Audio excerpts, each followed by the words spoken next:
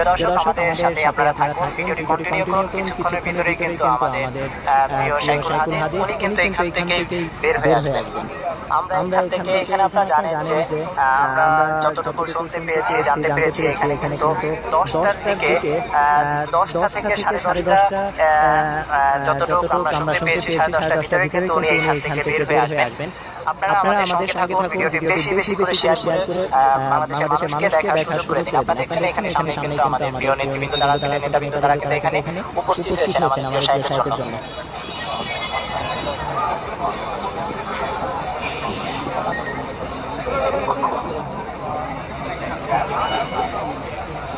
সকলের কাছে দোয়া চাই এবং সকলের কাছে বলবো যে ভিডিওটি বেশি বেশি শেয়ার করে অন্যকে দেখার সুযোগ করে দিবেন।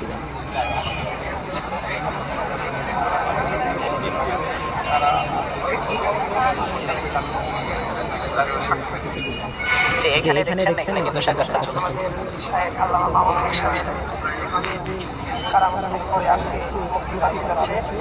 আমরা মুক্তির জন্য আমরা অপেক্ষা করতেছি। এই জন্য আল্লাহর কাছে শুকরিয়া আদায় করে আলহামদুলিল্লাহ আমরা সকলে ঐক্যবদ্ধ হয়ে আমাদের আল্লামা মামুনুল হক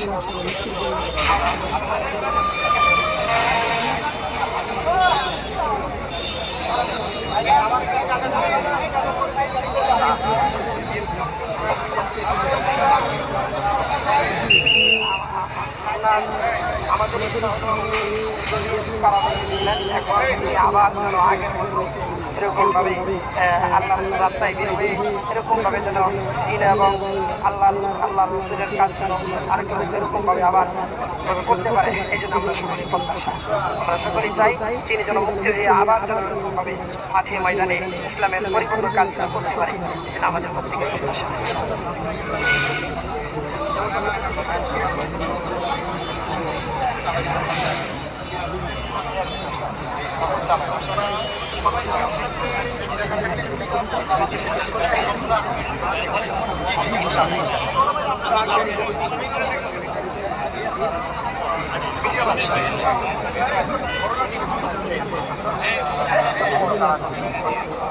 আমার তো একটা আমাদের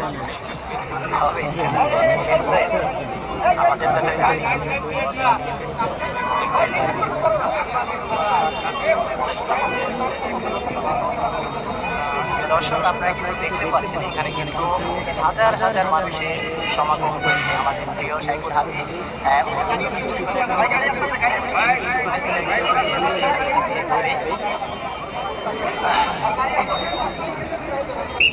আপনারা দেখছেন এইভাবে কিন্তু গেট খুলে দেওয়া হবে তার জন্য, উনি কিন্তু এইভাবে বের হয়ে আসবেন ভিতর থেকে। আপনারা আমাদের সঙ্গে থাকুন আর ভিডিওটি কন্টিনিউ করতে থাকুন। কিছুক্ষণের ভিতরে আমরা যতটুকু জানতে পেরেছি আর মাত্র কয়েক মিনিটের ভিতরে কিন্তু উনি এখান থেকে বের হয়ে আসবেন, আর মাত্র কয়েক মিনিটের মধ্যে। আপনারা আমাদের সঙ্গে থাকুন, ভিডিওটি কন্টিনিউ করুন আর বেশি বেশি শেয়ার করে দিবেন। কিছুক্ষণের ভিতরে যতটুকু জানতে পেরেছি আর কয়েক মিনিটের ভিতরে কিন্তু উনি এখান থেকে বের হয়ে আসবেন আমাদের প্রিয় শাইখুল হাদিস, প্রিয় রাহবার।